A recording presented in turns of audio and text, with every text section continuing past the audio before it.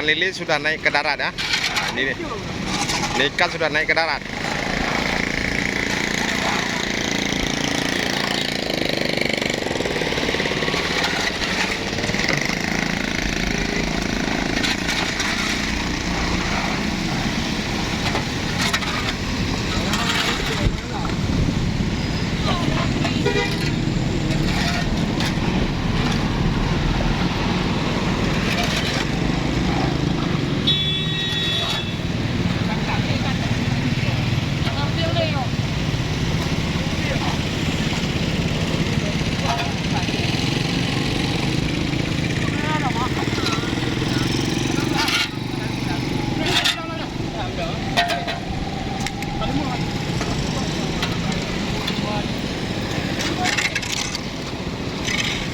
Nah, ini hasilnya dapat dah.